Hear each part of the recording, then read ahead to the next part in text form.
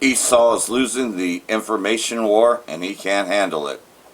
Make sure this is recording.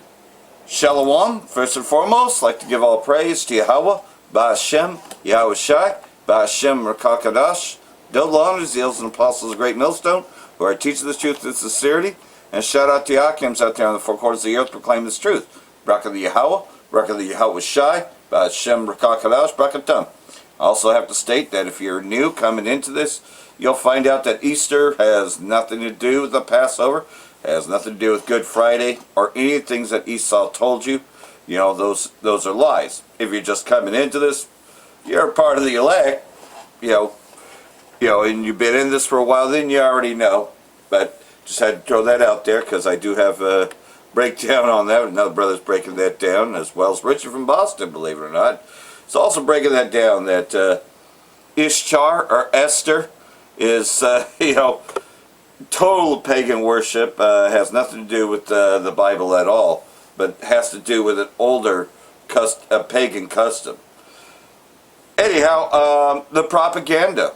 Esau's losing at the propaganda game. In fact, more people are turning to Iran, on the side of Iran. Not just us, the elect, but a lot of other people are listening to Iran because, well, they make a lot more sense, right?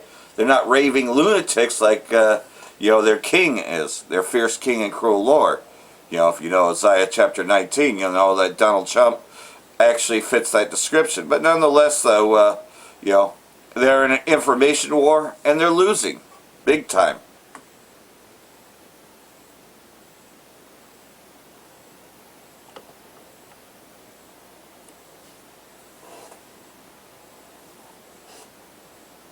I'm from Iran, and we are here to show you the solidarity and the connection that the US imperialism made us to have. Through one God, one blood, and one common enemy. All these people, martyrs that you had faced and have experienced, have the same experience as us. They fought against the imperialism, tried to build their own foundation, tried to build their own society independently, and got killed. None of these guys are unfamiliar with all these titles like gangsters, radicals, just like we are facing right now in the history in the Middle East. They're calling us terrorists, extremists, radicals. From Martin Luther King, Malcolm X to Nipsey Hussle, we are all sharing the same goal, having an independent and free society. They say it's black on black crime, but it's fucking murder. Martyr is alive, remember, from Iran to black community. You know everything, you know who is the real killer of our loved ones and yours. Having been enemies is blessing, and now we are involved with everything. This is Victory Lab, Marathon continues. I want to talk to you guys about this letter, right? The letter that the Iranian president has issued out to the American citizens, to the United States citizens. Number one, it was to the United States citizens, not the United States government. Mind you, the United States government has been pleading for weeks now, for about 2 weeks, to have conversations with Iran, and Iran has denied it each and every time. They came to us. That's a red flag. So already before even reading it, I'm already like, this is not a good sign. After reading it, I'm like, oh no, this is definitely not a good sign. Now, y'all can correct me if I'm wrong, right? But my understanding, my perception of this letter is that this is Iran's last attempt in them defending themselves, explaining their stance, and also issuing out the truth to the United States citizens. This is their last time trying to explain everything to us. And when I say that this is their last time explaining to us, this is their last time explaining before everything that's about to go down actually goes down. Because once that starts, right? Once that phase of this war begins, Iran will not have time to explain to you all, United States citizens, why everything is going down the way that it's going down. They are giving us this last opportunity to basically accept the truth at our own discretion. The way that Iran organized that letter, they said everything that they needed to say. Everything that they needed to say. They started off with their history, highlighting that they have one of the oldest civilizations in history. Yep. And that throughout their entire history, not once have they ever initiated a war. That's right. Iran's president stated that throughout the entire existence of Iran, that they do not have one moment in history that supports or provides evidence that Iran has ever supported or condoned colonialism, destruction, domination, has initiated any war, ever, that they have never imposed any type of sanction that has impacted the civilians of any nation. They broke that down, unlike the United States. After stating and they've come to the defense of other countries struggling. Iran as a threat is neither consistent with historical reality nor with present-day observable facts. And in the letter, they say all of that to explain how is it that your government was able to successfully run this propaganda about us, Iran, starting the war when we don't even have the history that supports that we are capable of this, that we do this. They are trying to make you, the American citizen, who is supposed to be the reader, understand exactly what's going on. A country that has never, throughout its entire history, who is older than the United States, has never initiated a war, yet the United States was able to successfully spread propaganda about this country and this war. Let that sink in. In the letter, they then, Iran, explained to everybody that the Iranian people have no hate towards the American citizens, towards any European, towards anybody, to be honest, right? That they, right, in their government has always made the clear distinction between government and the people. You understand how that distinction is deeply rooted in principle and collective consciousness, something that we don't have here in the United States. He pointed it out. That statement was not only made to disgrace and shame the United States government, but also the citizens, the active citizens that elected these people into these positions. And then right before that letter ends, you're now at the point, if you're reading it, right? You are 3/4 into the letter. Iran poses the fundamental question, exactly which of the American people's interests are truly being served by this war? Was there any objective threat from Iran to justify such behavior? They're asking you, the United States citizens, what did they do to deserve this? What can your government, the American government, say to justify such actions? What did they do? They're asking you, the American citizens. They want you guys to open up your eyes and see what the fuck is going on. All of these actions that the United States government is implementing, is imposing, on whose interest, on behalf of whose interest are they for? Iran stated multiple times in that letter that they will defend themselves, and they are defending themselves, that they will not stand down. This letter is their last attempt in explaining their position to the United States citizens before what goes down actually goes the fuck down. That's it. In the name of God, the compassionate, the merciful. To the people of the United States of America, and to all those who amid a flood of distortion and manufactured narratives continue to seek the truth and aspire to a better life.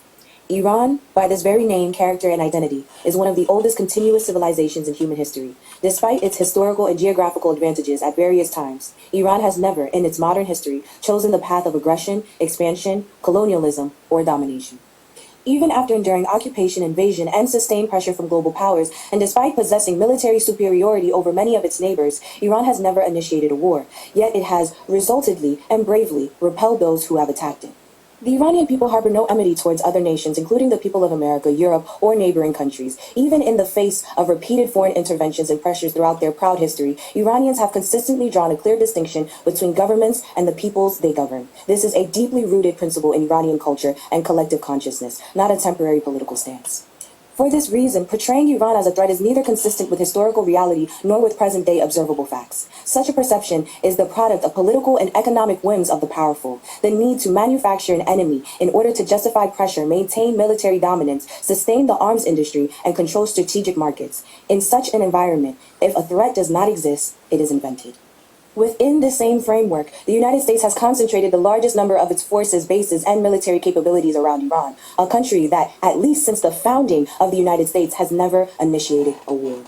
Recent American aggressions launched from these very bases have demonstrated how threatening such a military presence truly is. Naturally, no country confronted with such conditions would forego strengthening its defensive capabilities. What Iran has done and continues to do is a measured response grounded in legitimate self-defense, and by no means an initiation of war or aggression.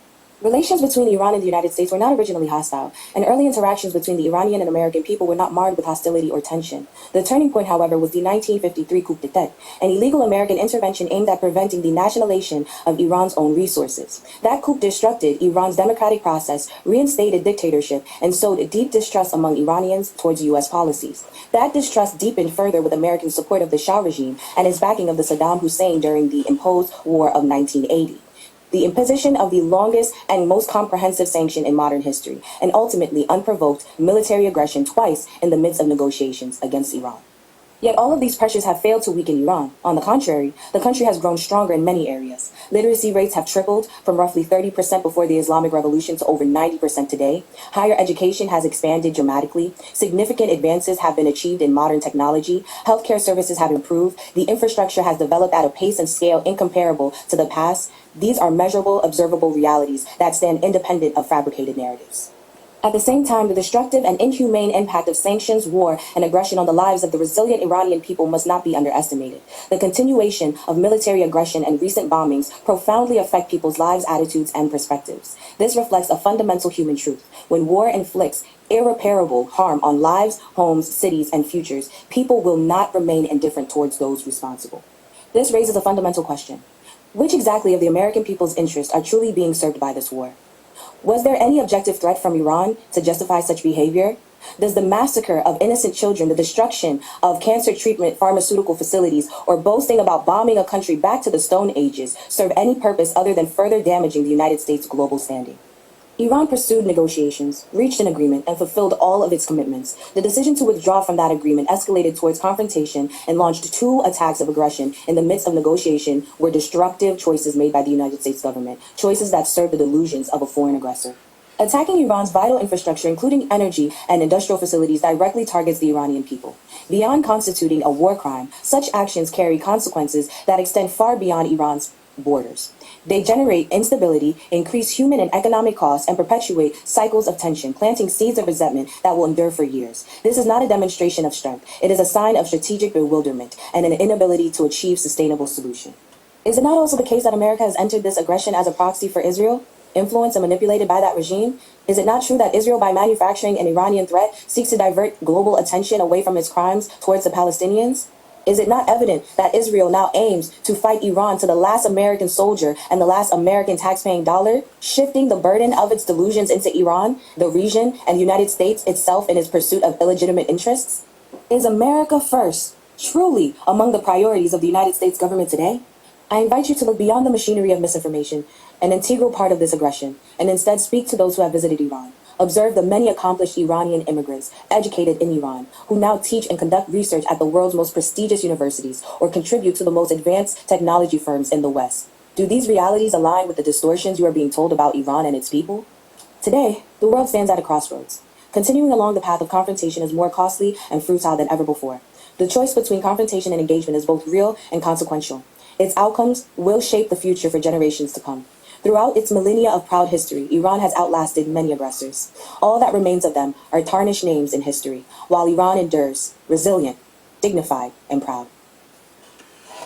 And so, like everything else, though, here we are. Again, in this information war, right?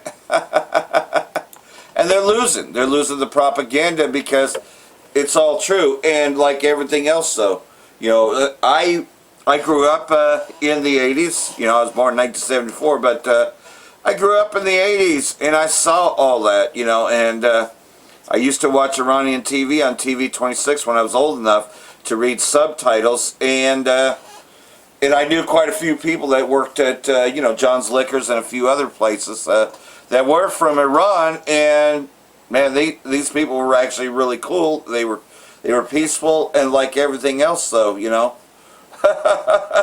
do not wish harm upon anyone, right? But like everything else, though, you see, you're not supposed to see that. You're supposed to believe what the TV tells you. Well, when you find out, that CNN lied to you about the Desert Storm War, the one against Iraq, and, that the Scud missile attack and all that was faked, it was out of the studio in Chicago, you've been lied to for a very long time. But nonetheless, though, 8 years of chemical warfare was unleashed against Iran by giving Saddam Hussein chemical weapons. The Israeli state and the United States were supplying Saddam Hussein with the weapons, which they later used that as a proxy to go in and destroy Iraq by saying that they had the weapons of mass destruction, which were actually... Saddam had already given up most of those weapons, and a lot of them were already used against Iran in that 8-year war. That still couldn't bring down Iran. So, like everything else, though, I definitely know that Iran has, everything that they do has been in defense, and they fought terrorists. Hezbollah and the Axis of Resistance fought the terrorists that the U.S. brought into Syria, Iraq, and all those places. They were helping to fight terrorism. That the main fighters against terrorism, the reason why Syria had lasted so long was because of Iran's help. And that's why the Israeli state had to move in. But unfortunately the Syrian Arab army decided to take vacation while Hayat al-Sham and all the other terrorist groups reformed and took Damascus, took Aleppo, ending, the long history of the Assad family. The Assad family had ruled Syria for well over 40 years, from Hafez al-Assad to Bashar al-Assad. It was a dynasty. Well, now it's all completely gone. But like everything else, that's what they do. That's all that the U.S. is terrorists. And so that's why we say terrorism, right? The hammer of the whole earth. Highest ever gas prices recorded in California. Diesel now hit $8 a gallon in San Francisco, the highest record price in a U.S. city ever. On the 2nd of March, in the opening days of the U.S.-Iran war, diesel was $3.90 a gallon in California. Yeah, I remember it that. That's just it. Diesel now hits $8 a gallon in San Francisco. Across California, the average price of diesel was $7.67 a gallon on Sunday, also the highest average ever recorded. So, like everything else, in California, by contrast, prices rose by 34.9%, 9 cents. But like everything else, we know that everything has gone up. California Trucking Association said increasing diesel prices will be passed down to consumers in the price of everyday goods like construction, materials, groceries, healthcare supplies, and retail products. So, California's already faced some of the highest costs of living in the U.S. because you got all the bullshit taxes on the fucking gas too. This is the most expensive place to live. What can you do about it, right? Babylon the Great is being destroyed, because you have people laundering money. It's nothing but a laundering service. You already know that Hunter Biden was already guilty of that, money laundering through Ukraine. How much laundering does Trump do? Because Trump, there's bullshit and then there's Trump shit. Trump is one of the greatest launderers of all. And he's treating Iran like it's a corporation. Like he can bully his his other corporations. Oh, and by the way, that deadline ends at 1,300 hours. Well, I got 500 time. Add 1,100 hours to it, it's 1,600 hours over there. So we're past that deadline. I don't think that Iran called to make a deal because there is no deal. The deal means that the war has to end completely. You think that Trump or King Bibi are backing down? Absolutely not. There is no deal. This ain't going to end in 2 or 3 weeks. It ends in a nuclear war. Is how it really ends. But you see, we knew it. We knew that this was World War III when it started. We knew that once they go after Iran, that's it. How did we know that? Because the elders on down taught us, through the scriptures, what would happen. And now we're seeing it in real time. Mexico speeds up biometric ID rollout. So here it is. Everything's leading towards the MOTB. Every Mexican with a cell phone has until July to hand over their fingerprints, iris scans, and facial data to government whose last 2 attempts at phone registration ended in a data leak and a Supreme Court cutdown. It was smackdown. So like everything else, though, now everybody has to have digital ID in Mexico. Mexico's government wants you to believe that handing over your fingerprints, iris scans, and facial data is voluntarily. But by 2026, every one of the country's roughly 130 million mobile phone lines must be linked to a biometrical national ID, and unregistered numbers get suspended on the 1st of July. Refuse the biometric credential and lose your phone. So that's a first tightrope, right? So you won't be able to use telephones. So it's beginning, but it's going to get to the point that you will not be able to buy or sell save you that has it. They have something over here, it's called Real ID, which is a biometric ID, by the way. And nonetheless, though, prophecy, more of it. Russian soldiers to fight the U.S. in Iran. So Gog Magog coming down? Yeah, that's Ezekiel chapter 38. And I really love how he breaks things down, man.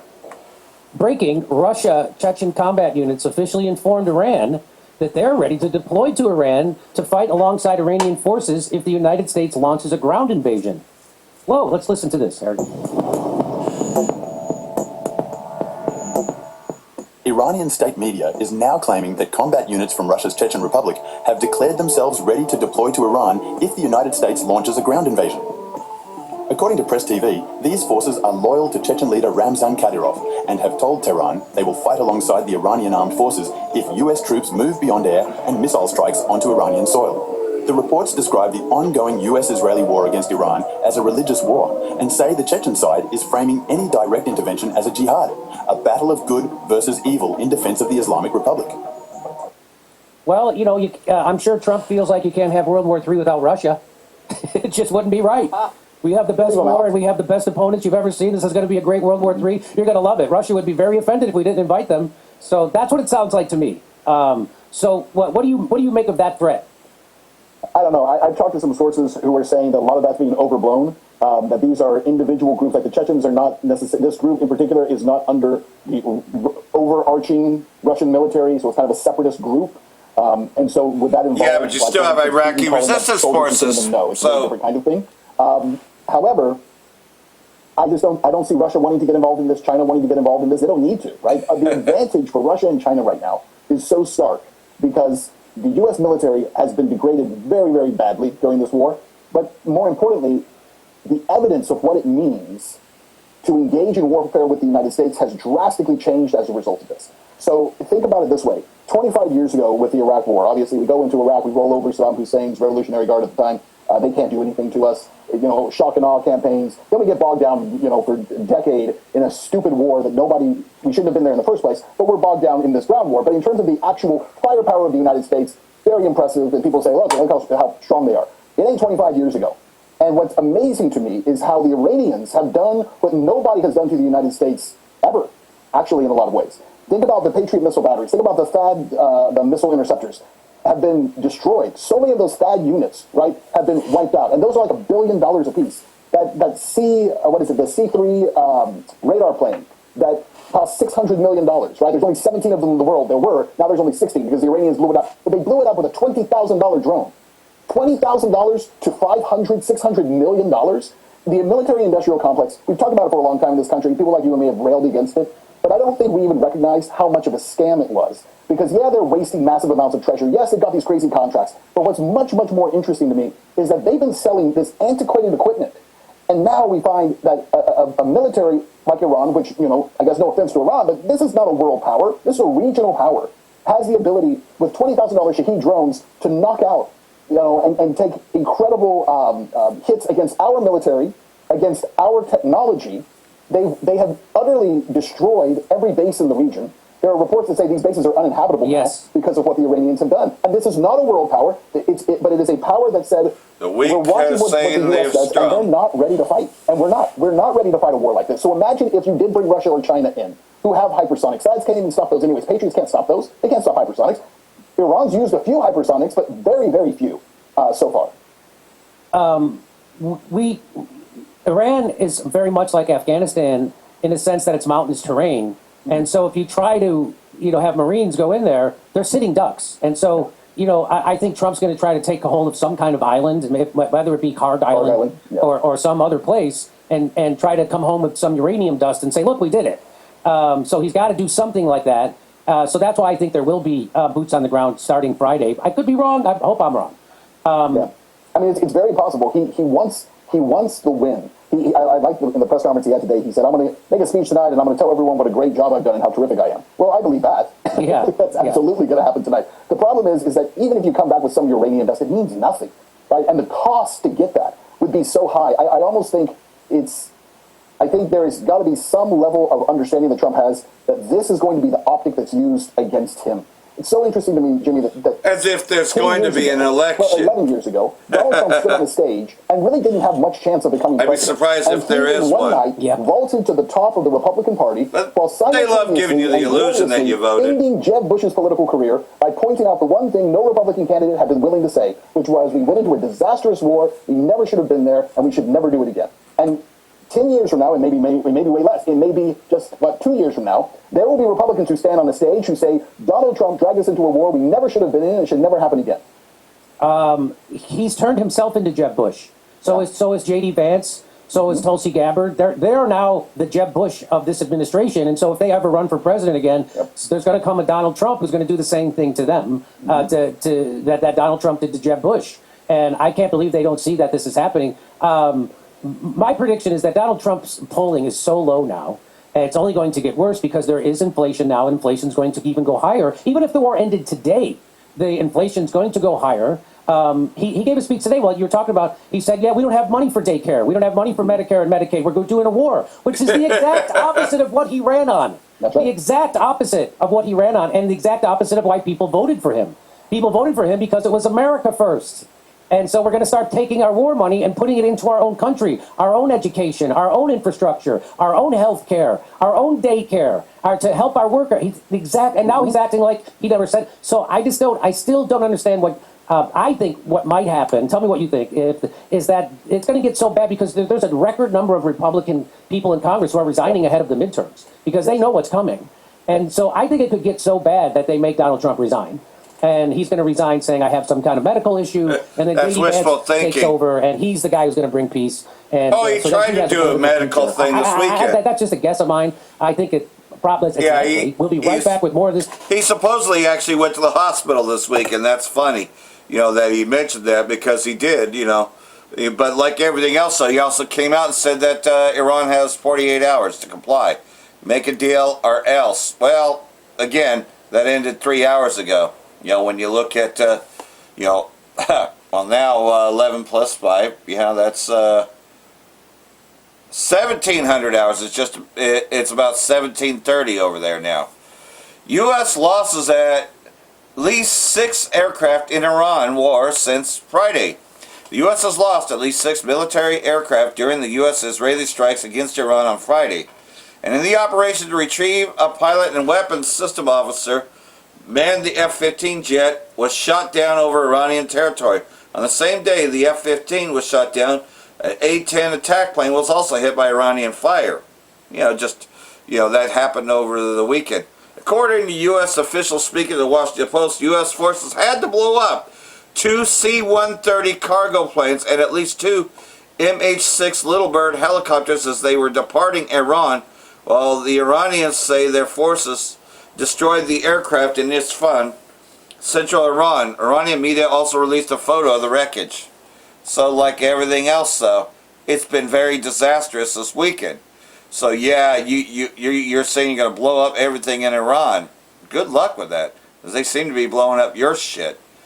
2 U.S. military helicopters were damaged by Iranian fire and some of the crew were injured, but the aircraft managed to travel back to the U.S. base in the region and land, according to U.S. sources.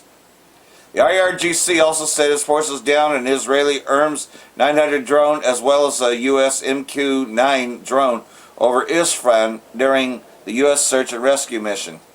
According to the sources, the pilot of the F-15 was recovered about 6 hours after he ejected from the aircraft by a force of U.S. attack planes and helicopters came under heavy Iranian fire. It took so much longer for the U.S. to find the WSO, who reportedly hiked up the 7,000-foot ridgeline and used a beacon he was carrying. Okay, well, that has to do with the failure of that. But guess what, though? The Europe Rescue Mission marks the first known U.S. ground operation in Iran. The New York Times said the airstrip in Iran used in the operation was previously developed for possible rescues or other contingencies by U.S. Special Operations, suggesting it was established before the F-15 was shot down. Trump and the Pentagon have been preparing for potential ground operations that could include attempting to seize Iranian islands, ports, or entering Iranian territory to extract Iran's enriched uranium. Yeah, that's all doomed to fail. U.S. losing planes in Iran war. What we know so far, F-15 fighter and A-10 attack plane were down in 2 separate incidents on Friday. As you know, this is just kind of a briefing, you know. I know that I covered that in previous videos, right?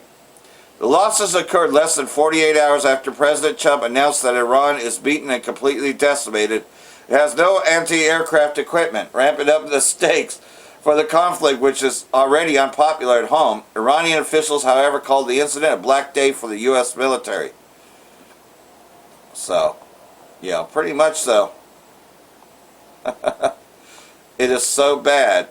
You know, he's just got to amp up his threats.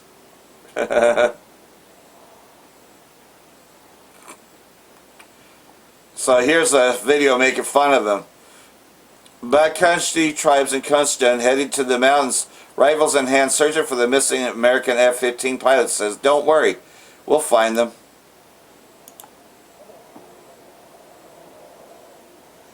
آقا سلام علیکم خسته نباشی. آقا سلام علیکم. علیکم سلام. انشالله پیدا میشه داداش. آقا سلام علیکم یا الله یا سلام. نمیمونه پرچم همیشه بالا. آدی سلام علیکم خسته نباشی. خسته نباشی. خسته نباشی. یا سلام علیکم. آدی سلام علیکم. علی چی پیدا کردی؟ انشالله پیدا میشه. انشالله. انشالله. By the way, these people know their mountain terrain. These combat soldiers of the U.S., you know, don't have it like they do. President Trump vows to strike Iranian bridges and power plants Monday night if Hormuz Strait remains closed. Well, it's about 1,700 hours their time. Plus, NATO secretary to meet with President of the United States and attend Blenderberg in D.C. this week. So, I guess this is it. If it'll play. Nah, it's not. Anyhow, that's about it, though. So here we go. We'll play some of this. I think this one's the one that'll Big play. Letter sponsor has a really high-quality, private label, top-selling brand that we're able to private label. We're bringing to you. I think this is live. Precedent toxins. So actually, this is live for now. Slovakia, I'm just waiting for the commercial to end. Don't mind a little bit of live. Maybe I'll do some live press TV just to see what's going on from their side. We're swimming in toxins every single day. Metals from the air, chemicals in the Yeah, if you got the money for body this. needs help binding, eliminate.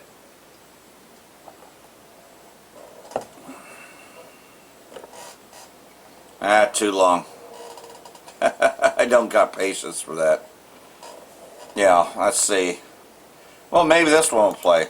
Apologize. I would wish the mullahs were. All right, this one works. But I mean, you see where we are now. It's not happening, and it's bad.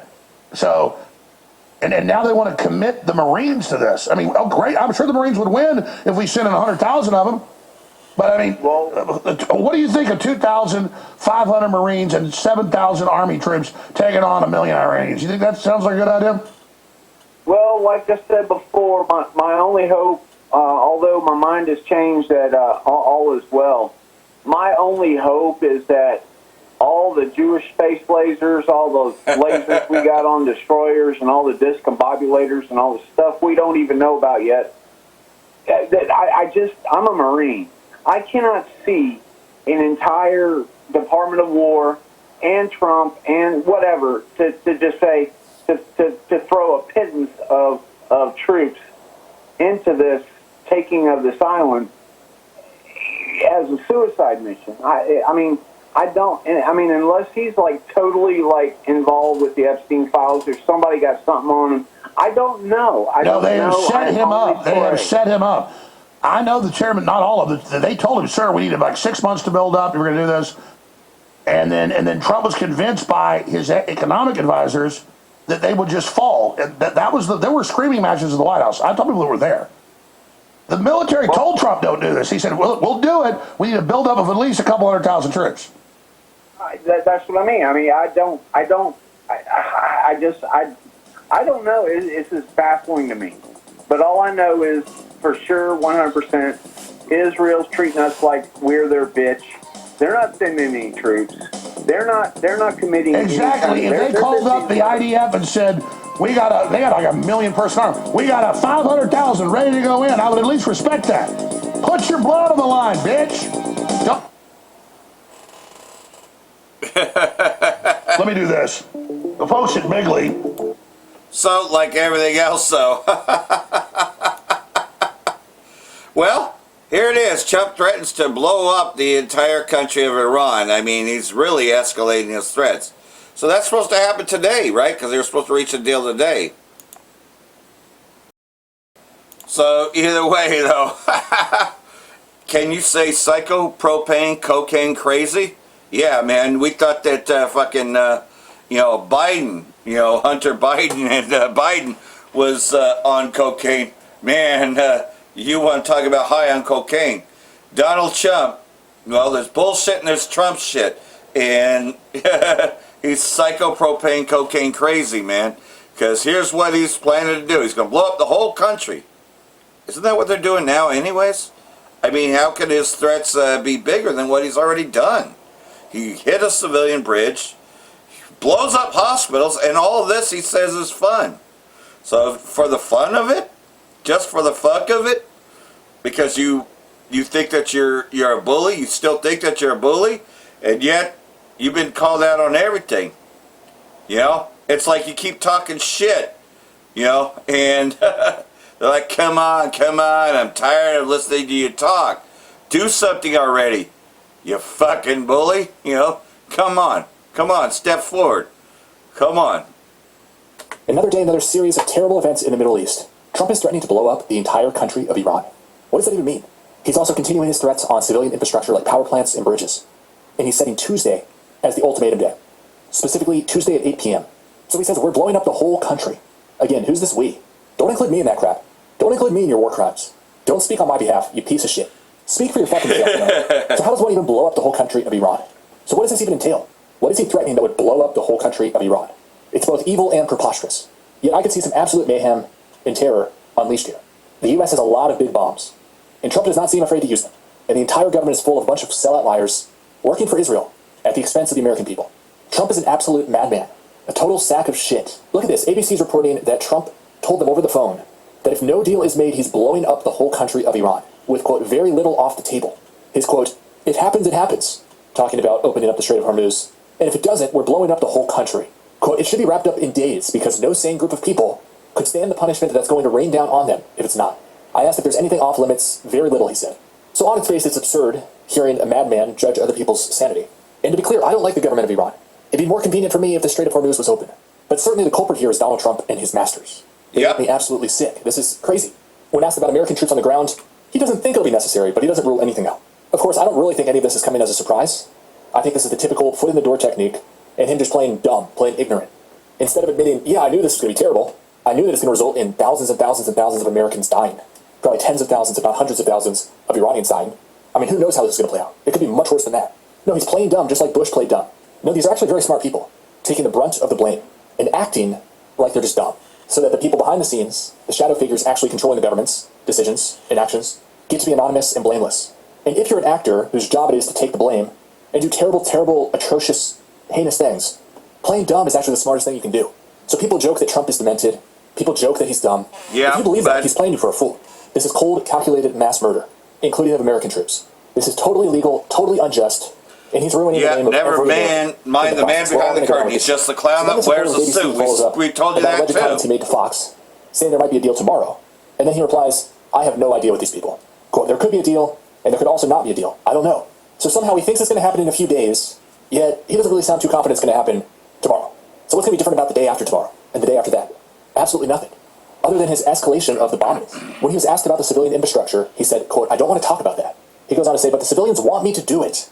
In the context of targeting civilian infrastructure, he says, the civilians want me to do it. Quote, okay, the civilians, when they're most unhappy, when they don't hear bombs going off because they're living in hell. What is that even supposed to mean? This is nonsense. He also put out this cryptic tweet that just says Tuesday, 8 p.m. Eastern Time. So no context, but people are assuming that this is the deadline for the ultimatum. Now, I've seen numerous people do the analysis of the various ultimatums, deadlines, and statements, as you can see in these tweets that I'm cycling through. So he's just making an absolute laughingstock hated entity out of the United States. This was the other big tweet he put out today. You've probably already seen this. The rantings of a madman. Tuesday will be Power Plant Day and Bridge Day, all wrapped up in one in Iran. There will be nothing like it. Open the fucking straight, you crazy bastards. You'll be living in hell. Just watch. Praise be to Allah. So he's praising Allah today. From what I can tell, he hasn't put out a single Happy Easter, as presidents typically do. By the way, Happy Easter to everybody. Sorry it couldn't be more peaceful. Sorry for Jesus Christ. But back to the matter at hand. He's threatening civilian infrastructure. There is no fucking Jesus Christ. There's Yahweh. He's threatening to blow up the whole country. What does that even mean? How do you blow up a whole country 4 times the size of Iraq? 1.65 million square kilometers. So there's obviously a degree of bluffing here, if you look at his track record. Although I certainly don't want to taunt him into anything crazy. But how would you blow up the whole country of Iran? I mean, a lot of people are thinking he's talking about nukes. Who knows? This is absolutely crazy. So March 22nd was the first time he put out a 48-hour ultimatum to obliterate Iranian power plants. And then he announced a 5-day pause. Then he moved the deadline back 10 more days. Then he gave the speech on April the 1st saying 2 to 3 weeks, it'd be over. And now we have the latest round of insanity. The murderous rantings of a madman on Easter Sunday. This is disgusting. And we know why he's doing it. It has nothing to do with the American people. It has everything to do with Israel.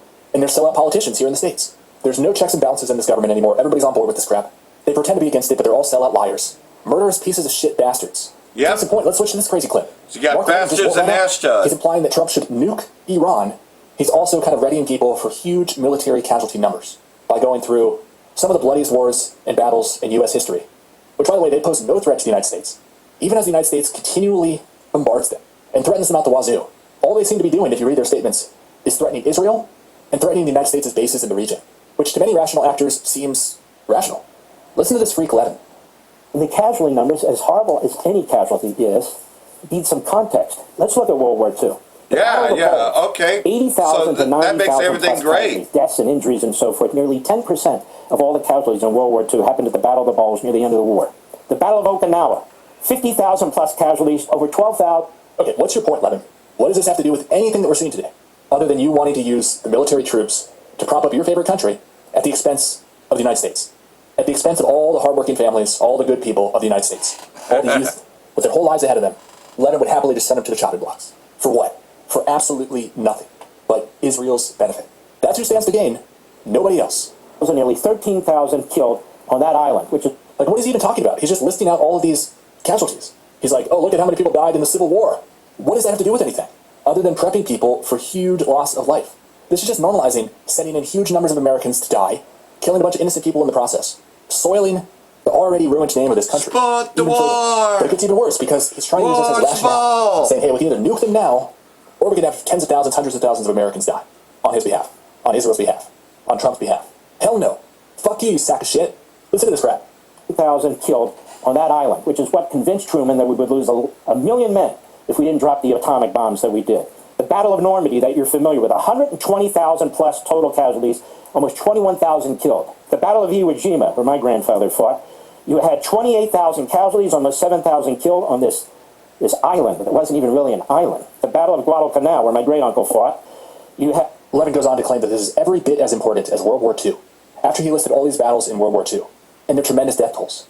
He's like, oh, well, this peace mission with Iran is just as important. You're a piece of shit. You're a fucking lunatic. Look at this man's face. Is this somebody who you think has God on his side? Looks like he crawled straight out of the devil's asshole. Hell, he might be the devil's asshole. He sure is spewing a lot of evil crap. I'm just absolutely in shock at how openly evil these people are. And we know how to extrapolate talking points in the mainstream media and from the politicians to see exactly where we're being misled. That's what scares me the most here. We're being prepped for mass murder. So what's going to happen next? How are they going to get their way with such little support amongst the American people, let alone the people of the world? That's why many people, myself included, are expecting a huge false flag. They cannot be allowed to get away with this. These people need to be thrown in jail for the rest of their lives. Or worse. This is unacceptable. All under the excuse, the lie, that this helps our national security, when it does nothing but weaken and weaken and weaken us, depopulate us, soil our names. To hell with Trump. To hell with Lebanon Fox News. We can spot these people now. We know exactly what their agendas are. We know where this is going if we don't stop them. But how do we stop them? It's almost impossible. Yep, World War III is inevitable. There is no stopping it once that box was open. That box was open last month. So nonetheless, though, we're going to see some shit by tomorrow. Okay, I guess the deadline's tomorrow. But, you know, he keeps on changing the times. It's really just, you know, you're just basically backing a bully up. I'll do this on this day. I'll do this on this day. U.S.-Iran mediators and ceasefire talks before promised catastrophic escalation. With potentially global catastrophic escalation looming on Tuesday, mediators are communicating with Iran and the U.S. about a proposed 45-day ceasefire. They're not looking for a ceasefire. They're looking for an end to the war. The slim ray of hope comes after President Trump issued a profane Sunday threat to make life miserable for 90 million Iranians whom he just ago promised to liberate. Tuesday will be the power plant day and bridge day, all wrapped up in one. Iran, there will be nothing like it. Open the fucking straight, you crazy bastards, or you'll be living in hell. You know, so like everything else, though, you know. Well, these people seem to have more sense, so, you know, we'll play some of it. Because that's their response.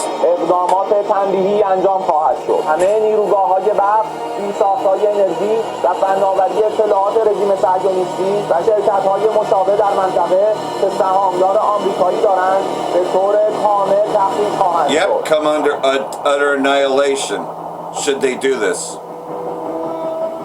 They already shown that they could hit Amazon and a few others already.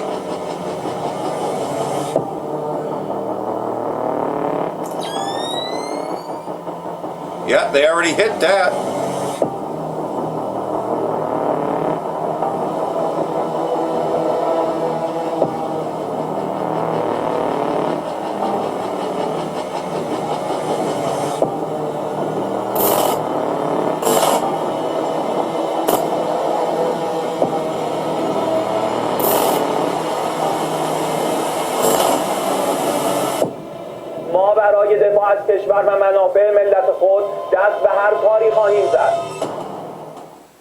So there you have it, though. They've already shown what they can do. And that pretty much, though, you know, you hit us, we'll hit you. And like everything else, though, well, you already seen some of the images here. You know. Slovakia, it takes a few minutes to load up.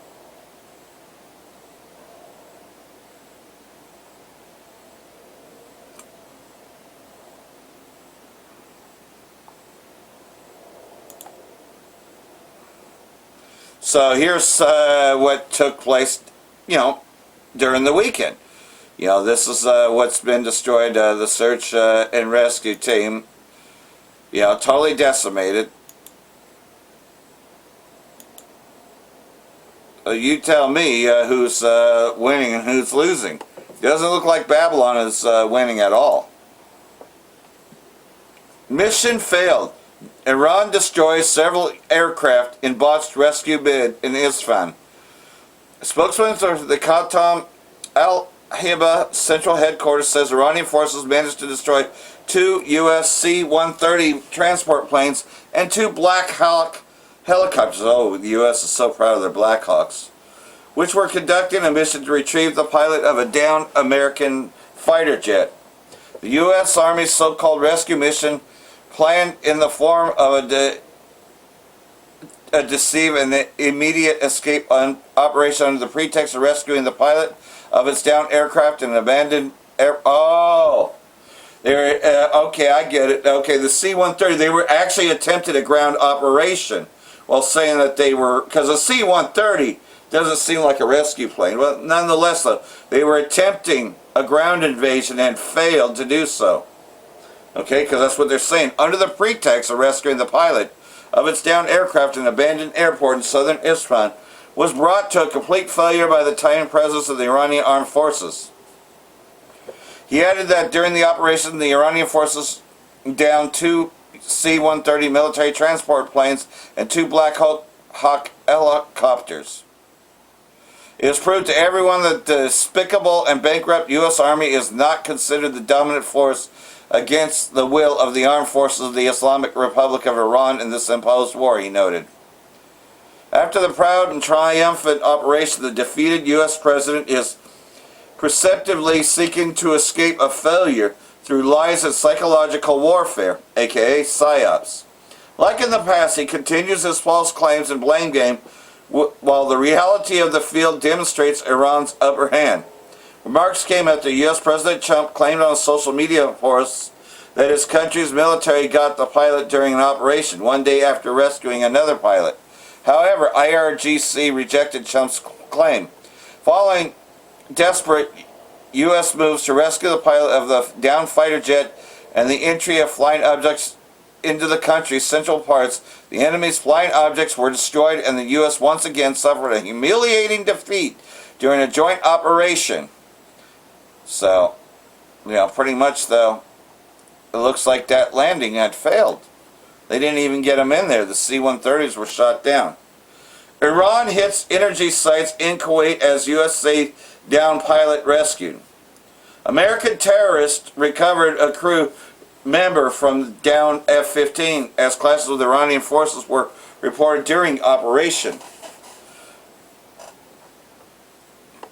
Iran hit several energy sites in Kuwait, including the headquarters of Kuwait Petroleum Corporation, which was reportedly struck by a drone. The barrage came after U.S. President Trump warned that all hell will rain down unless Iran opens the Strait of Hormuz within 48 hours. So like everything else though, his threats are nothing more than empty threats. Gates of hell await you. Senior commander warns aggressors against targeting Iran's infrastructure. Major General Abel, commander of Qatam al-Nubba's central headquarters, which coordinates operations between Iran's army and the Islamic Revolutionary Guard Corps, made the remarks on Saturday. Aggressive and warmongering U.S. president, after suffering repeated defeats, has in desperate, nervous, unbalanced, and foolish move threatened our country's infrastructure and national assets, he said, referring to recent comments by President Trump. The commander stressed that the Iran armed forces have acted on every commitment since the beginning of the U.S. and Israeli regime's latest bout of unprovoked aggression against the Islamic Republic on the 28th of February.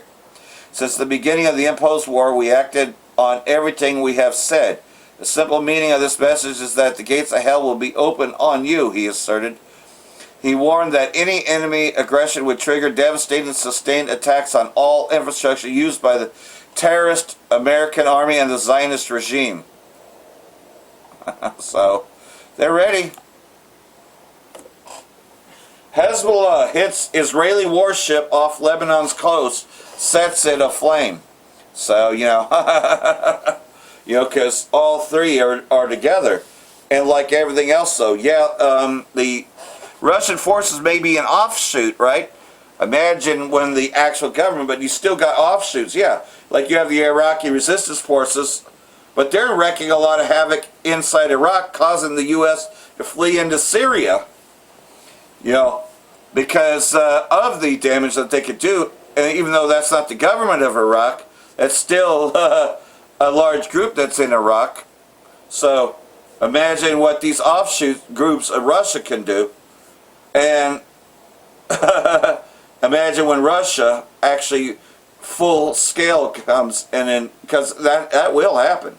According to a statement by the group, on Sunday, Hezbollah members targeted Israeli military ship 68 nautical miles off of Lebanese coast, stressing that the vessel was preparing to carry out its aggressions against Lebanese territory.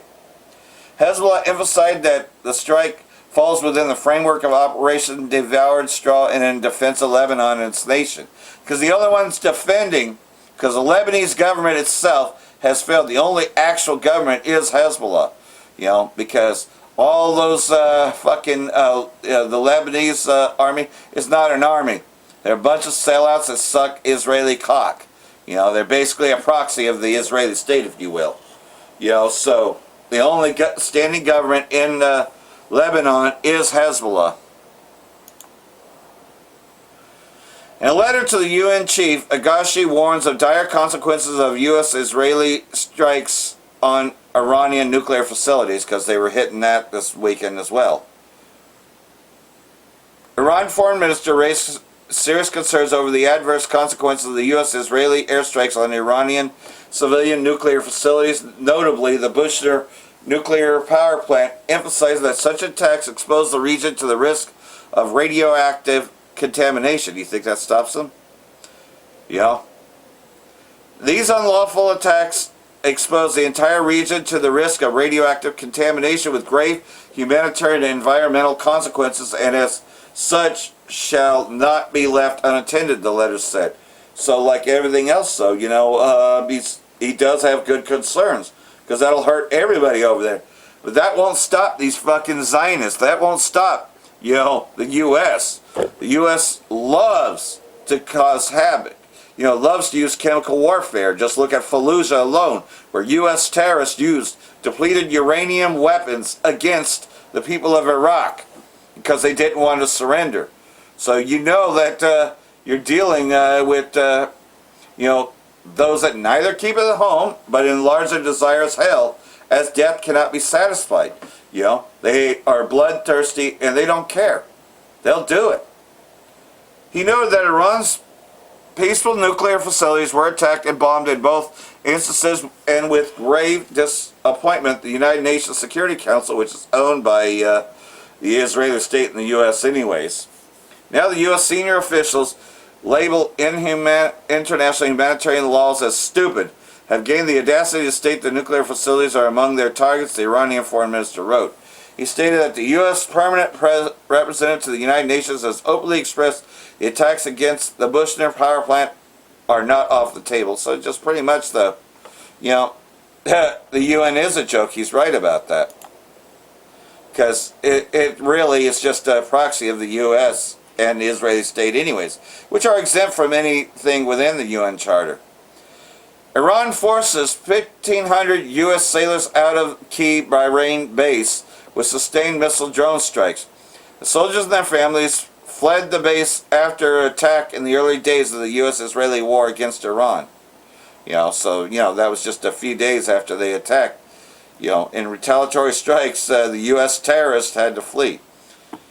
1,500 sailors were evacuated back to the U.S. from their naval base in Bahrain after it was attacked by Iranian missiles and drones early in the war. Bahrain is the home of the U.S. Navy's 5th Fleet, making it a central hub for projecting U.S. naval power in West Asia. So, pretty much caused it to flee. And of course, you've probably seen these videos. These were the earlier Iranian retaliatory strikes. So, the weak are saying they are strong, right? And like everything else, though, I know that for those that have been in this truth longer, this is like a no shit that Easter has nothing to do with the Passover, but it's always good to look at these lessons for anybody new. So, we got to stay true to that, because there's still going to be people coming in towards the very end. And then once the elect are sealed, this thing's about to wrap up. Well, we're at that point, We're at that point because you already see that we're already in World War III. So, like everything else, as you guessed, the Passover is something completely different. It's totally different from what you were taught. That pretty much, though, that, has nothing to do with Good Friday or Easter Sunday, etc. These are the customs of pagans, but nonetheless, though, you were taught wrong, and often it's good to get into Jeremiah chapter 10, because it tells you. Now this goes more into Christmas, but yet at the same time, Christmas and Easter, especially if you're brought up in the so-called Christian church, you were taught to do these things, right? And there's a lot of idolatry in fucking Easter anyways, that do similar things to Christmas anyways. Like, what's that got to do with the fucking Easter bunny or fucking eggs? How fucking ridiculous is that? And why is it such a fucking religious holiday? Oh, because the false prophet, the Catholic Church taught you this bullshit, and it's all bullshit, But nonetheless, though, this is what he had declared in Jeremiah chapter 10. Starting in verse 2. Thus saith the Lord Yahweh, do not learn the ways of the pagan nations, And do not be terrified and distressed by the signs of the heavens, although the pagans are terrified by them. You know, what are the signs of the heavens? Well, what's going on out there, right? You know, well, they're definitely dismayed by UFOs, which are, in fact, the angels of the Most High himself. You know, and Yahushua and the angels will be also wreaking havoc against Esau Edom. But, you know, this is getting into it. This is getting into idolatry altogether, which is what all these pagan holidays are. They have nothing to do with the Passover, definitely have nothing to do with the Most High at all. For the customs and decrees of the peoples are mere delusion, exercises in futility. It is only wood which one cuts from the forest to make a god. The works of the hands of the craftsman with the axe or cutting tool. Yeah, so you're praying to the wrong God. For one, his name's not JC anyways. I know a lot of people try to, you know, mix Krampus with JC, and it has nothing to do with that. Just like Easter has nothing to do with the Passover. They adorn with idol silver and gold. They fasten with hammers and nails, so that it will not fall apart.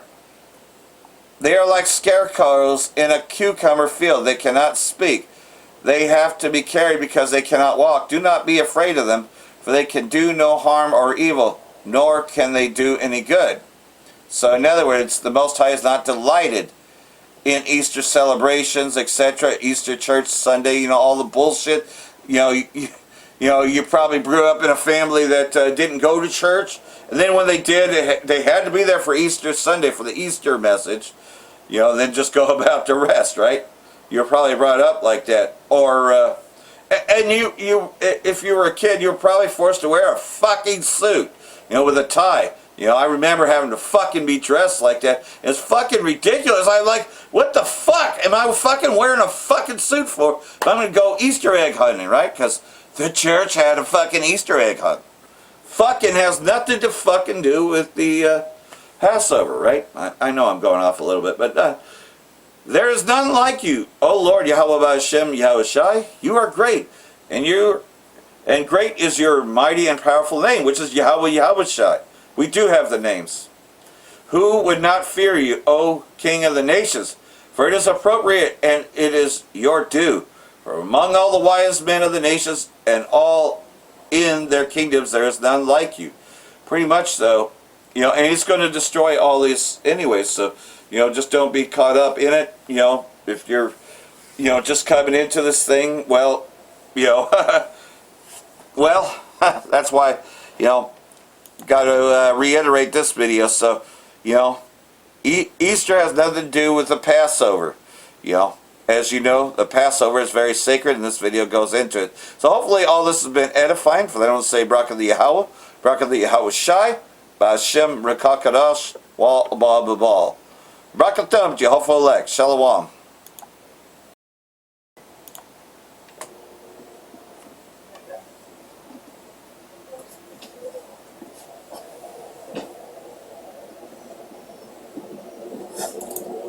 All right, Shalom. Let's see.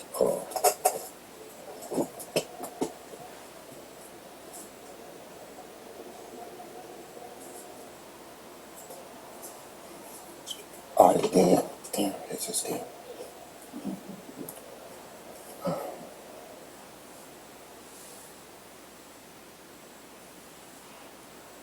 All right, here we go. All right, Shalom.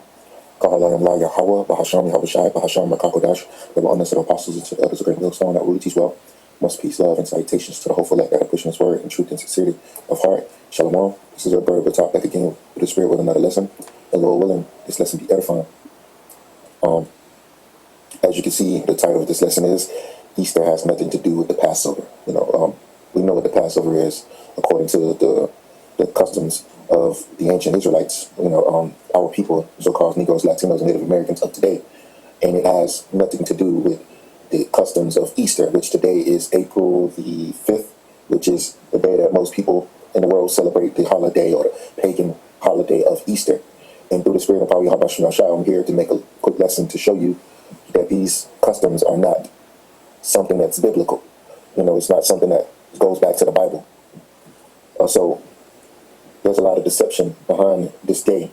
And we're going to, through the Spirit and power of Yahweh Shah, we're going to go into some articles, some pages that I got. And Lord willing, this lesson be edifying. And you see the big picture for those that may be new.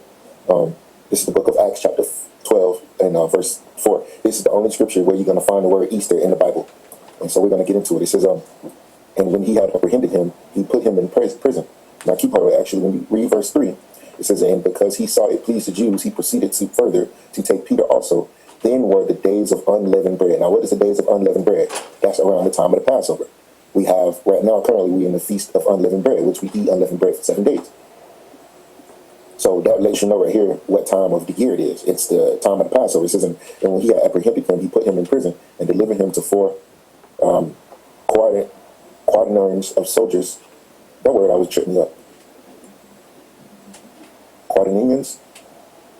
It says of soldiers to keep him intending after Easter to bring him forth to the people. Now, when you read another translation, it doesn't say Easter. This word is not in there. Let's read it. It says, then he imprisoned him, placing him under the guard of 4 squads of 4 soldiers each. Herod intended to bring Peter out to the public trial after the Passover. See? So you look at the King James Version, and you see the word Easter in there. But you look at any other translation. Let's see. You look at the NLT, the word Passover is there. You look at the BBE, the word Passover is there. NIV, Passover. ESV, Passover. Let's keep going on. Let's see. New King James Version, Passover. CSB, Passover. Passover, Passover, Passover. You see the pattern? Passover, Passover, Passover.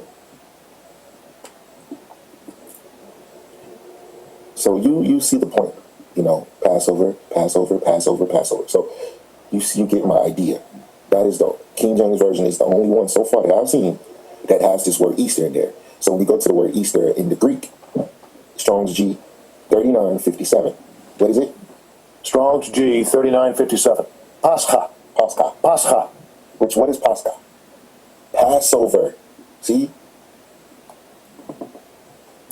The Pascha lamb, the Passover, the Israelites were accustomed to slay and eat on the 14th day of the month of Nisan. This is the first month of the year in memory of the day on which their fathers, preparing to depart from Egypt, were bidden by the Most High to slay and eat a lamb and to sprinkle blood on their doorposts with his blood, that the destroying angels, seeing the blood, might pass over their dwellings. Hamashiach crucified is likened to the slain Paschal lamb. See? The Paschal lamb feast, the feast of the Passover, extending from the 14th to the 7th of the 20th day of the month Nisan. See? Passover.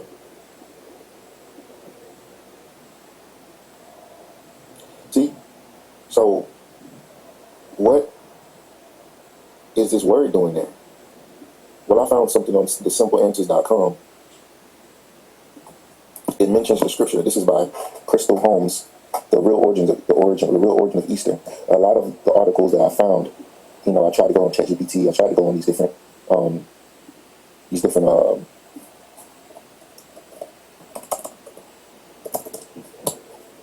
I tried to go to hold on.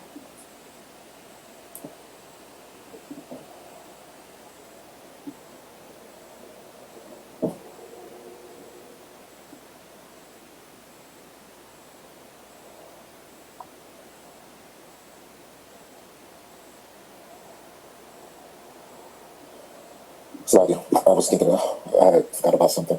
What was I saying? Oh, a lot of the searches I was doing comparing Easter to Ishtar was coming up with no information because Esau just, he's straight to ChatGPT, Grunk. I was trying to find information that links Easter to Ishtar, which is the ancient Babylonian goddess of fertility.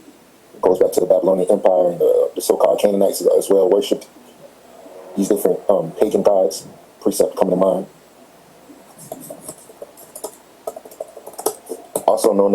She's also known as the Queen of Heaven. Ishtar or Easter. The goddess Ishtar is also known as the Queen of Heaven. So this, if I'm not mistaken, Exodus chapter 20, Verse 1, this is the commandments. This is a part of the Ten Commandments. It says, in the Most High spake all these words, saying, I am Yahweh thy power, which have brought thee out of the land of Egypt, out of the house of bondage. Thou shalt have no other gods before me. And this is Ishtar is basically the worshiping of an idol. And the Most High, Yahweh B'Hashem Yahushua, commanded us not to worship any other gods or have no gods before him. Let's get some real quick. Psalms chapter 96 and verse 6. I'm sorry, 4. It says, for Yahweh is great and greatly to be praised. He is to be feared above all gods. For all the gods of the nation are idols, but Yahweh made the heavens. See? So this is nothing but an idol right here.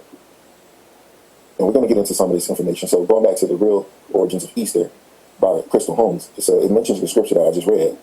And then it says, this one translation has caused a lot of misunderstanding. The word here translated as Easter is from the Strong's word, Strong's 3957 Pashka, which we just went, meaning Passover. It was correctly translated 28 out of 29 times in the Bible. See? So what happened? It says there never was a more absurd or unhappy translation than this. The original is simply after the Passover, meta to Pascha.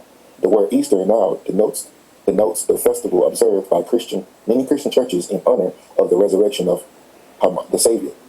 But the original origin has no reference to that, nor is there the slightest evidence that any such festival was observed at the time when this book was written, and that's the facts. So not only do we have the prophets telling you this, these things are also being recorded by different people, man. Because the world, some people are not in the confusion as many other people in the world are under the confusion. And it's also lists the sources. I'm guessing this is the book that this is from. So it says the word Easter is from Saxon origin and is supposed to be derived from Ishtar, the goddess of love, or the Venus of the North, in honor of a festival was celebrated by our pagan ancestors in the month of April. It says, recall the biblical Passover. Ancient Israel was enslaved to the Egyptians. The Most High, through Moses, asked Pharaoh to release his people but Pharaoh refused. So the Most High sent plagues upon Egypt, and the 10th plague was the death of the firstborn of man and beast. But those that had sacrificed the lamb, placed its blood on the doorpost, did not receive this plague. The Most High Spirit passed over those houses, the angel of death. It says the biblical Passover remembers the time when the Most High overlooked their sins through the sacrifice of the lamb. In the New Testament, Yahweh Shai, the place of that lamb, became a sacrifice for sins and buying spiritual freedom from the slavery of sin. So, that's true. The Most High had those putting blood of the lamb on the doorpost, so that can mark where the Israelites were at. So the angel of death would see that blood, and he would literally pass over the house. So if you didn't have that blood on your house, then your firstborn was gonna die of man and beast. So this is what the Passover is about. The Lord literally passing over us. It has nothing to do with Easter bunnies. It has nothing to do with fucking rabbits, man. Yeah, that's the same thing I said, right? Shit goes back to these different, all of these customs, these pagan customs go back to these ancient Canaanite, Babylonian deities or gods, which are idols that they worshipped. It says when you observe the biblical Passover, you recall these events in their meaning. But when you observe Easter, you are celebrating something totally different entirely, a different God. See, Ishtar, Ishtar, and the Queen of Heaven. These are all the same deities, just by different names. Easter comes from the Norse name of springtime fertility goddess. Easter is derived from Ishtar, the Anglo-Saxon name of the blah blah blah goddess of spring and fertility, and it lists its sources. Yeah, so that's where you get your Virgin Mary and all the other nonsense you were taught by the Catholic Church, because they really do worship the Queen of Heaven. So there is a lot of information on here. I'm not going to read through all of this. There's a lot of information on here, a lot. And I didn't read through all of this. I just read a little bit of it. The Passion of and the Weeping for Tammuz. So this article, this simpleanswers.com, I like that. I like that name. But there's a lot of information in here.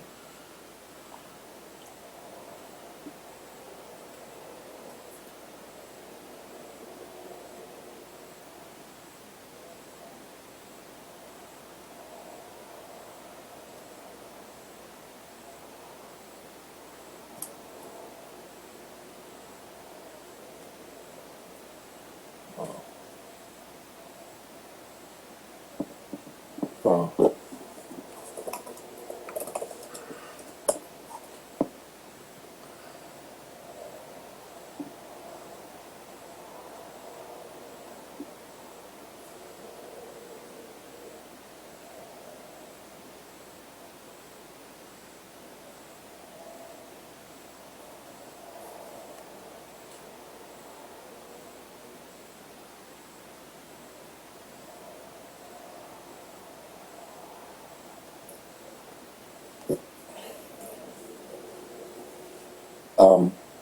I'm not going to read through all of this information.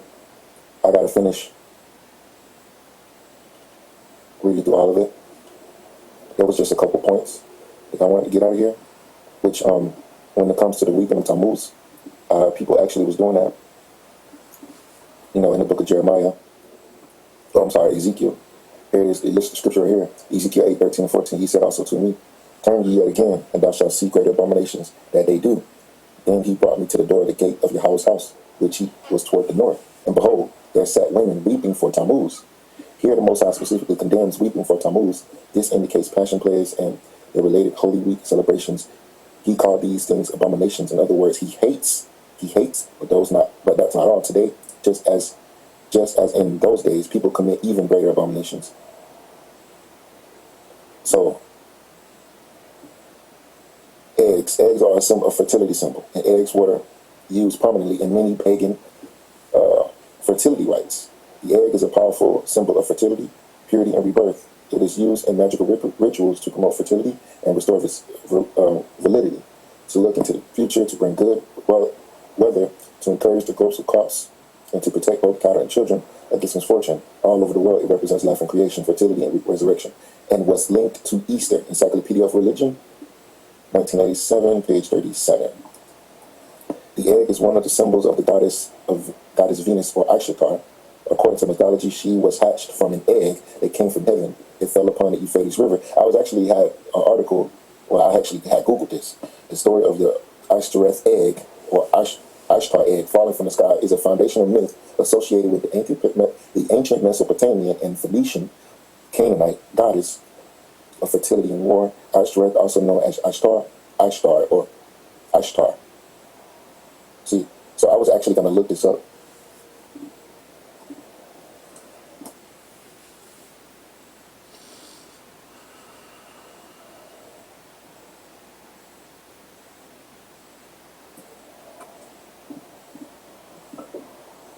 Let's lock in for that. Let's see. So I actually had Googled that egg story about falling from the sky. It's my first time learning about it. And I was going to actually Google it, but it's already in this article. So it says, it fell upon the Euphrates River. Venus/Ishtar was conceived when the penis of Osiris, or Tammuz, which had been cut off by his enemies, was cast into the river. Because Venus/Ishtar came from an egg, the egg was a sacred Easter offering in ancient Egypt, and they are still considered to be sacred offerings in China and Europe today. So let me see. Egg, sacred Easter offering in ancient Egypt. Let me look that up real quick. Easter ancient.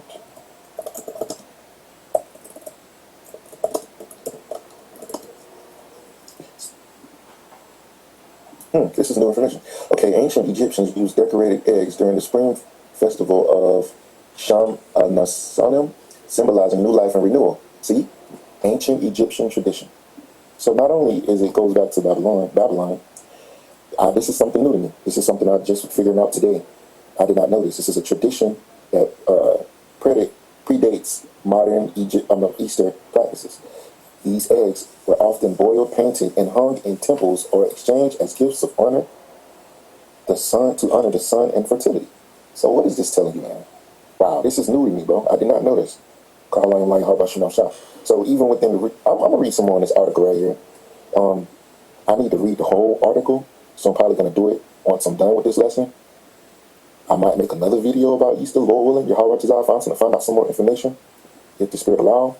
But wow, ancient Egyptians decorated eggs for the spring festival of Sham. So that the scriptures ain't lying, man. when the scriptures calls this place Sodom and Egypt, why does it call it? This is another example why America is known as Sodom. Well, of course Sodom because of Sodom, but Egypt. The Lord said he was going to bring us into Egypt. So why does America keep an ancient Egypt basically holiday? It's in Revelation 11. I don't know why it just came to my mind. Revelation 11. So this right here tells you that America is what? Egypt 2.0. Also, it's Babylon because these same customs go back to Babylon. So these Edomites, they worship and they keep the customs of all of these different ancient societies. Egypt is one of them. Greeks, Romans, Babylon. See, it's like a system, a whole algorithm of paganism, all wrapped up into one kingdom. That's why America is known as Babylon. Babel, it comes from the Hebrew word babal, which means confusion. There's nothing but confusion. Revelations 11 and 8. It says, "And their dead bodies shall lie in the street." The dead bodies are talking about the Israelites in that dead state of mind, not knowing who they're, not knowing the truth, not knowing who that they're Israelites, not having the truth, being spiritually dead. It says, "And their dead bodies shall lie in the street of that great city, which is America, which spiritually is called Sodom." It's called Sodom because of all of the homosexual laws that are made legal here. In Egypt, because of all of the customs, because of the bondage, as well as customs and examples like this. This is another example why America is ancient Egypt. Okay, Sham Ednesam is an ancient Egyptian spring festival dating back to 2700 BC that occurs on Easter Monday, serving as a national holiday celebrated by Egyptians of all faith. It signifies the arrival of spring and the renewal of life, traditionally marked by decorating eggs, eating salted fish, and visiting parks. Decorated eggs. Ancient Egyptians used to paint and boil eggs. They used to do that same thing today, symbolizing life and fertility, and hang them on temples. See? Easter alignment. Following the Christianization of Egypt, the festival was linked to Easter, and after the Islamic conquest, it was fixed on the Monday following God did Easter. See? So you see, man. Wow. So, hey, you know what they say? You learn something new every day. I just learned about this. A symbolism. It says eggs represented the sun, fertility, and the resurrection of life. Some beliefs include a creation myth where the world hatched from a massive pre-ordinal egg. Colored eggs were sometimes placed in the tombs of the dead for their transition to life, afterlife. Some sources historically know that the architects created a earthly lace egg by hiding its signature behind a door in habitats. Let's see.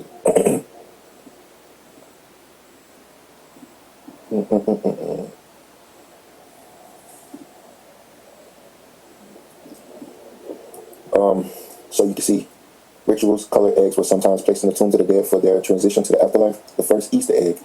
Some sources humorously note that the architects Samuel created an early Easter egg by hiding his signature behind the door in Hatshepsut's Mojo Temple, blah, blah, blah. As you can see, man, without saying too much, you can see clearly that these are nothing but ancient pagan customs that they keep alive here in America today. And a lot of people are following after these customs.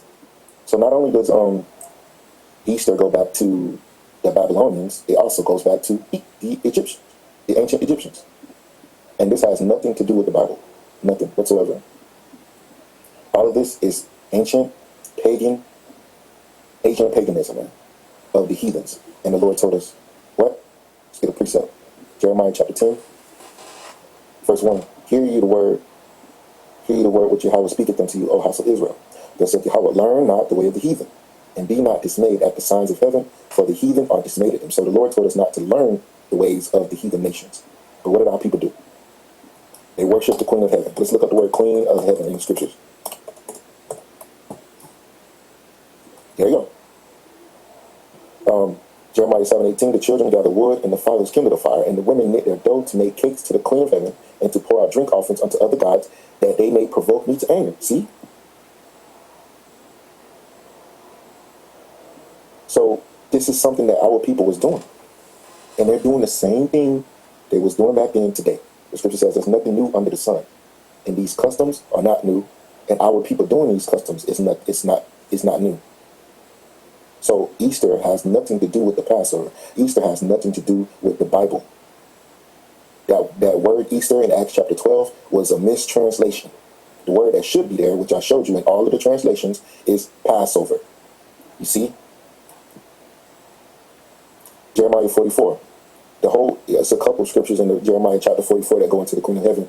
It says, verse 18, but since we left off to burn incense to the Queen of Heaven and to pour out drink offerings unto her, we have wanted all things and have been consumed by the sword and by famine, because the Lord don't like this. I already got the scripture in Exodus chapter 20, one of the commandments. Don't have no other gods before me. And if you're worshiping the Queen of Heaven, you're worshiping a goddess, a god, a deity, a fertility god. This is Ishtar, or Astor. This is a German goddess of spring, dawn, and fertility, honored by the spring equinox to celebrate renewal. Primarily known from the 8th century writings of BD, she is associated with the symbols of new life, such as hares, which are what? Bunnies, and eggs, which represent fertility and the return of growth. She is often depicted as joyous, mating, wraith, and flowers. Here's some images. Yeah. Look at this. Look at the bunny right there. Easter bunny.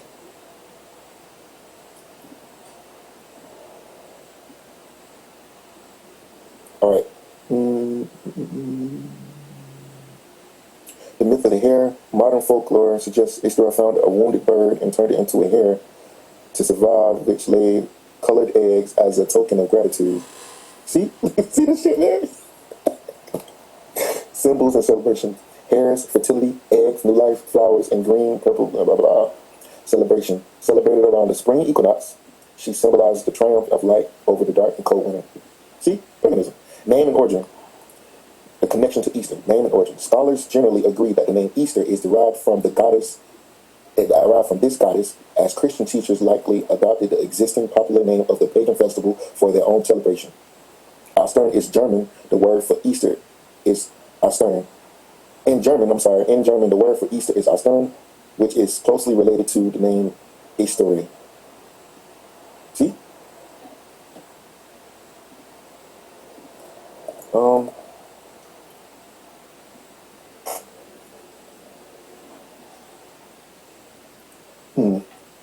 Now, Ishtar and Ishtar, two distinct figures from different cultures with different situated link. Ishtar is a potential Anglo-Saxon spring goddess mentioned only by PP, while Ishtar is a major Macedonian goddess of war and fertility. Easter is derived from Ishtar's blah, blah, blah, blah, blah. There has to be some type of connection. Maybe it's the same deity, just called by a different name. I'll have to do more research on that. There has to be some form of connection between the two. There has to be, man. Ishtar and this other one, Ishtar, there has to be some type of connection. Because it's almost the same thing. I'll have to do more research on that. Because they're trying to paint them like they're two different deities, but I believe they're the same, just called by different names by different people. Because that's a lot goes on with that. Different cultures call gods by different names, but it'd be the different god. It'd be the same deity or the same pagan god, but they just call it by a different name. But I have to do more research on that to make sure Easter and Ishtar are basically the same deity. Ishtar goes back to the Babylonians. That's what they called them, and I have to do more research on it. But you get the point of this lesson. And Lord willing, just wanted to do a quick lesson concerning this. So Lord willing, I'm gonna read some more in this article, get some more information. So Lord willing, this lesson is edifying. I'm gonna close out by giving all praises and glory to Yahweh, Bahasham, Yahweh Shai, Bahasham, Bakakodash, double honors to the apostles and to the elders of great millstone that rule and teach well. Much peace, love, and salutations to the whole flesh, pushing this word in truth and sincerity. Lord willing, this lesson was edifying to the elect. Shalom.